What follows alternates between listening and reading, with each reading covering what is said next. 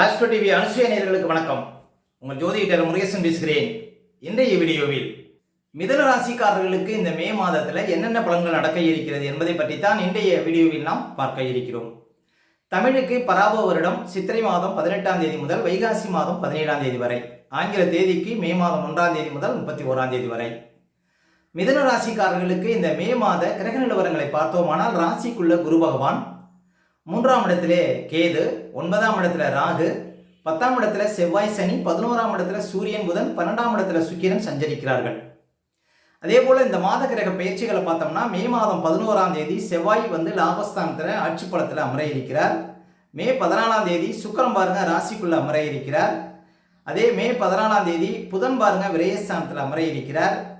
மே 15ஆம் தேதி சூரியன் பாருங்க ராசிக்கு 12ஆம் இடத்துல அமர இருக்கிறார். இதுதான் இந்த மாத கிரக பயிற்சிகள். இப்போ மிதுன ராசிக்காரர்களுக்கு இந்த மாதம் எப்படி இருக்கும் பாருங்க. மிதுன ராசிக்காரர்களுக்கு இந்த மே மாசத்திலிருந்து பல பிரச்சனைகளுக்கு தீர்வு கிடைக்கும். ஏன் அப்படின்னு பார்த்தீங்கன்னா, இப்போ குரு பகவான் பாருங்க ராசிக்குள்ள இருக்கிறார்.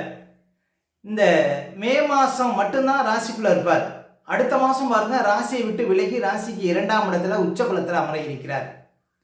அப்போ கிட்டத்தட்ட 11 மாதமாக இருந்த போராட்டத்திற்கு ஒரு விடிவு காலம் அப்படின்னு சொன்னால், இந்த மாதம் மட்டும்தான் உங்களுக்கு சில சிரமங்கள் இருக்கும். அடுத்த மாதத்துலேருந்து உங்களுக்கு மிகப்பெரிய அதிர்ஷ்டம் காத்திருக்கு அப்படின்னு சொல்லலாம். கிட்டத்தட்ட இப்போ ஒரு 10-11 மாதமாகவே பாருங்கள், ஒரு டென்ஷன், ஒரு பதட்டம், ஒரு படபடப்பு, நிறைய பேருக்கு வேலை இழப்பு, குடும்பத்தில் கலகம், அதே போல் பண விரயம், பணப்புழக்கம் இல்லாத ஒரு நிலைமை, சொத்து இழப்பு, எங்கேயாவது ஊரை விட்டு ஓடி அங்கேயும் பாருங்க சிறப்பாக வாழ முடியாத ஒரு நிலை. அப்போ ஜென்ம குருல அந்த மன அழுத்தம், உடல் ரீதியாக பிரச்சனை, மன ரீதியாக பிரச்சனை, இப்படி நிறைய கஷ்டங்களை பார்த்துருப்பீங்க மிதுனராசிக்காரர்கள். அப்போ இந்த மாதத்துலேருந்து உங்களுக்கு இந்த மாதம் மட்டும்தான் ராசிக்குள்ள குரு இருப்பார். ஜூன் மாதம் 1ஆம் தேதி அப்படின்னா உங்களுக்கு விடுதலை அப்படின்னு சொல்லலாம். இப்போ குரு பகவான் ராசிக்குள்ள இருந்து உங்களுக்கு எவ்வளவு சிரமங்களை கொடுத்தாரோ பாருங்க, 2ஆம் இடத்துல அள்ளி கொடுக்க இருக்கிறார். அப்ப மிதுனராசிக்காரர்களுக்கெல்லாம் ஒரு நல்ல விடிவு காலம் பிறக்க இருக்கிறது அப்படின்னு சொல்லலாம். மேலும் பாருங்க, இந்த மாதம் உங்களுக்கு லாபஸ்தானத்துல சூரியன் உச்சமா இருக்கிறார். சூரிய லாபஸ்தானத்துல உச்சமா இருப்பது பாருங்க, அரசியல் மூலம், அரசாங்கத்தின் மூலம் உங்களுக்கு ஆதாயம் கிடைக்கும் அப்படின்னு சொல்லலாம். அதே போல அவர் 3ஆம் அதிபதி, புதுசா ஏதாவது வண்டி வாகனம் வாங்கிறது, அதே போல சொத்து வகையில ஒரு யோகம், இதெல்லாம் உங்களுக்கு கிடைக்கும் அப்படின்னு சொல்லலாம். அதே போல் ஏதாவது ஒரு காரியத்தில் இறங்கி அந்த காரியத்தில் ஜெயிக்கக்கூடிய வாய்ப்புகள் எல்லாம் கொடுக்கும் உங்களுக்கு. மே மாதம் ஒரு 15ஆம் தேதி வரையும் 3ஆம் அதிபதி அப்படின்னு சொல்லக்கூடிய சூரியன் லாபஸ்தானத்தில் உச்சப்பலத்தில் இருக்கிறார். அப்போ 3ஆம் இடங்கிறது தைரியம். அப்போ இந்த மாதம் உங்களுக்கு மே 15ஆம் தேதி வரையும் மனசில் நல்ல தைரியத்தை கொடுக்கும், ஆபரண வகையில் யோகத்தை கொடுக்கும். வேலையாட்கள் வச்சு வேலை செய்கிறவங்களுக்கு புது வேலையாட்கள் அமைவார்கள். அதே போல் தகவல் தொடர்பு சார்ந்த துறையில் உங்களுக்கு நல்ல அதிர்ஷ்டத்தை கொடுக்கும். கணவன் மனைக்குள்ள நல்ல ஒரு ஒற்றுமையை கொடுக்கும். அப்போ உங்களுக்கு 3ஆம் இடம் பலம் பெறுவது பாருங்க நல்ல அதிர்ஷ்டம். அவரும் லாபஸ்தானத்தில் இருப்பதனால உங்களுக்கு நல்ல ஒரு முன்னேற்றங்கிறது பாருங்க சூரியனால உங்களுக்கு கிடைக்கும் அப்படின்னு சொல்லலாம். அதே சூரியன் பாருங்க இந்த மாதம் விரயஸ்தானத்துக்கு வராது. மே 15ஆம் தேதிக்கு அப்புறம் விரயஸ்தானத்தில் சூரியன் இருப்பார். தந்தையான ஆரோக்கியத்தில் கொஞ்சம் கவனம் செலுத்தணும், அவ்வளோதான். மற்றபடி பாருங்க, இந்த மாதம் சுக்கிரனும் விரயஸ்தானத்தில் இருக்கிறார் மாத ஆரம்பத்தில். அதாவது மே மாதம் ஒரு 14ஆம் தேதி வரையும் விரையாதிபதி விரயஸ்தானத்தில் இருப்பார். அப்போ மே 14ஆம் தேதி வரையும் உங்கள் வாழ்க்கை துணைவர் ஆரோக்கியத்தில் கொஞ்சம் கவனம் செலுத்தணும் மிதுனராசிக்காரர்கள். உங்கள் வாழ்க்கை துணைவருக்கு கொஞ்சம் மருத்துவ செலவுகள் உண்டாவதற்கு வாய்ப்பு இருக்குது. அதே போல் ஆடம்பர பொருட்கள், ஏதாவது இடமாற்றம், வீடு மாற்றம், இதெல்லாம் உங்களுக்கு அமைவதற்கு வாய்ப்பு இருக்குது. இப்போ ஏற்கனவே ஒரு வீட்டில் இருக்கீங்க, வேறு வீடு மாறணும் அப்படின்னா மே மாதம் ஒரு 14ஆம் தேதிக்குள்ளே நீங்கள் வேறு வீடு மாறக்கூடிய ஒரு வாய்ப்புகள்லாம் கொடுக்கும், 12ஆம் இடம் வலுவாக இருக்கிறதுனால. அதே போல் இந்த மாதம் பாருங்கள், மிதுனராசிக்காரர்களுக்கு யோகாதிபதினு சொல்லக்கூடிய சுக்கிரன் ராசிக்குள்ளே அமர இருக்கிறார். அப்போ மே மாதம் 15ஆம் தேதிக்கு அப்புறம் எதிர்பார்த்தது எல்லாமே நடக்கும் மிதுனராசிக்காரர்களுக்கு. அதாவது முக்கியமாக பாருங்கள், பணப்புழக்கம் அதிகரிக்கும். ஏன் அப்படின்னா, பணத்தை சொல்லக்கூடிய கிரகங்கள் 2, ஒன்று குரு, இன்னொன்று சுக்கிரன். இந்த 2 கிரகங்களுமே பாருங்க இந்த மாதம் ராசிக்குள்ள சஞ்சாரம் செய்திருக்கிறார்கள். இந்த மாதம் வராத பணம் எல்லாம் வந்து சேரும் மிதுன ராசிக்காரர்களுக்கு. அதே போல் பணப்புழக்கம் அதிகரிக்கும். வியாபாரத்தில் இருக்கக்கூடியவங்களுக்கு நல்ல பணவரவு இருக்கும். சொந்த தொழிலில் பாருங்கள் நல்ல பண வசதி இருக்கும். மேலும் ஒரு சிலருக்கு வியாபாரத்தில் தேங்கி கிடந்த சரக்குகள்லாம் விற்பதற்கான வாய்ப்புகளை கொடுக்கும். முக்கியமாக பணம் பாருங்கள் உங்களுக்கு இந்த மாதம் முழுவதும் உங்களுக்கு புழக்கம் அதிகமாக இருக்கும் அப்படின்னு சொல்லலாங்க மிதனராசிக்காரர்களுக்கு. அப்போ யோகாதிபதினு சொல்லக்கூடிய சுக்கிரன் இந்த மாத ராசிக்குள்ள சஞ்சாரம் செய்வது நல்ல அதிர்ஷ்டம். 5ஆம் அதிபதினு சொல்லக்கூடியவர் சுக்கிரன், 10ஆம் அதிபதினு சொல்லக்கூடியவர் பாருங்கள் குரு பகவான். 2 பேரும் ராசிக்குள்ள இருப்பது ஒரு சிலருக்கு புது வேலை அமைவதற்கும் வாய்ப்பு இருக்குது.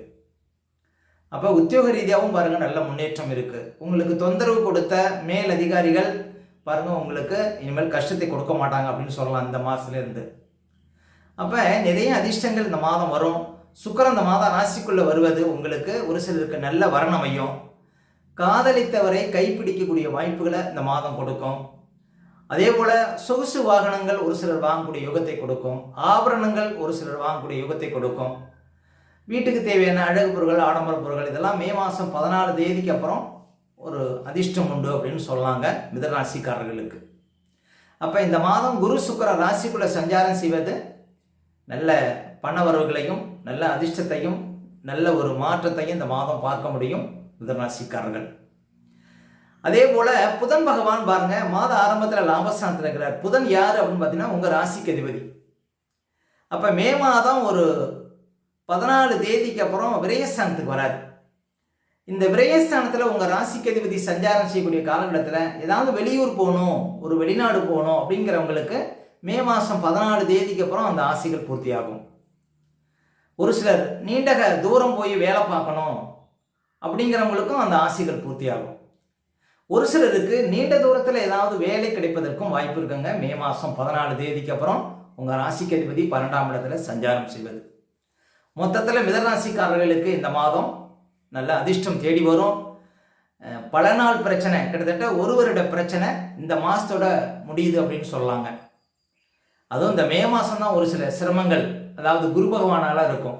ஜூன் மாதத்துலேருந்து உங்களுக்கு தொட்டது தொடங்கும் அப்படின்னு சொல்லலாம். இந்த மாதமே உங்களுக்கு அதிர்ஷ்டம் ஆரம்பிக்கும் அப்படின்னு கூட சொல்ல முடியும். ஏன் அப்படின்னா மாத கிரகங்கள் எல்லாமே இந்த மாதம் சப்போர்ட்டாக இருக்கிறது ரொம்ப சிறப்பு. அதே போல் செவ்வாய் பாருங்க மே மாதம் 11ஆம் தேதிக்கு அப்புறம் லாபஸ்தானத்துக்கு வராது. லாபாதிபதி லாபஸ்தானத்துக்கு வராது. அப்போ பாருங்கள் அந்த இடம், பூமி, கட்டடம், வண்டி, வாகனம் இது சார்ந்த தொழில் செய்யக்கூடியவங்களுக்கு அதிர்ஷ்டம் உண்டு. ரியல் எஸ்டேட் சார்ந்த துறையில் இருக்கக்கூடியவங்களுக்குலாம் நல்ல அதிர்ஷ்டம் கிடைக்கும் இந்த மாதம் மே மாதம் 11 தேதிக்கு அப்புறம். லாபாதிபதி லாபஸ்தானத்தில் இருப்பது உங்களுக்கு சில பிரச்சனைகளுக்கு ஒரு முடிவு தெரியும் அப்படின்னு சொல்லலாம். மொத்தத்தில் இந்த மாதம் ஒரு அதிர்ஷ்டமான மாதமாக விளங்கும் மிதனராசிக்காரர்களுக்கு. அடுத்த மிதனராசிக்காரர்களுக்கு சந்திராஷ்டமம். இப்போ மிதனராசிக்காரர்களுக்கு இந்த மாதம் எந்த தேதிகளில் சந்திராஷ்டமம் வரும் அப்படின்னு பார்த்தீங்கன்னா இந்த மே மாதம் 7, 8, 9 அந்த தேதிகளில் உங்களுக்கு சந்திராஷ்டமம் இருக்குங்க. இந்த தேதிகளில் மட்டும் கொஞ்சம் கவனமாக இருக்கணும். சந்திராஷ்டம தினங்களில் தான் நம்முடைய உடல்காரகன் மனோகாரகன் என்று சொல்லக்கூடிய சந்திரன் 8ல் மறையும் பொழுது நம்ம உடல் ரீதியாகவும் மன ரீதியாகவும் அந்த நாட்களில் பாதிப்படைவோம். அந்த நாட்களில் தாங்க இந்த பதட்டம், படபடப்பு, தெளிவில்லாத நிலை, மனக்குழப்பம் இதெல்லாம் கொடுக்கும். அதனால தான் சந்திராஷ்டம தினங்களில் புது முயற்சிகள்லாம் தவிர்க்கணும். அதே போல் வண்டி வாகனத்தில் செல்லும்போது பாதுகாப்பு கவசங்கள்லாம் கண்டிப்பாக அணியணுங்க. மற்றவங்கள்ட்ட பேசும்போதெல்லாம் ரொம்ப நிதானமாக பேச வேண்டிய நாள் பார்த்தீங்கன்னா இந்த சந்திராஷ்டம தினங்கள். அதனால் சந்திராஷ்டம தினங்களை அனுசரியுங்கள், வாழ்க்கையில் வளம் பெறுங்கள். மேலும் மிதனராசிக்காரர்களுக்கு இந்த மாதம் எந்த தேதிகளில் பணவரவு சிறப்பாக இருக்கும் அப்படின்னு பார்த்தீங்கன்னா இந்த மே மாதத்தில் 3, 4, 5, 6, 7 அதே போல் மே 14, 15, 16, மே 19, 20, மே 23, 24, மே 30, 31 இந்த தேதிகளில் நிறைய பணப்புழக்கத்தை பார்க்க முடியும் மிதனராசிக்காரர்கள். மேலும் உங்களுடைய சுய ஜாதகத்தை நீங்கள் பார்க்கணும் அப்படின்னா திரையில் தெரியக்கூடிய நம்பருக்கு கான்டாக்ட் பண்ணுங்கள். உங்களுடைய பிள்ளைகளுக்கு புதுசாக ஜாதகம் எழுதணும் அப்படின்னாலும் இந்த நம்பருக்கு கான்டாக்ட் பண்ணுங்கள். ஓகே, இந்த வீடியோ பிடிச்சிருந்தா ஒரு லைக் கொடுங்க.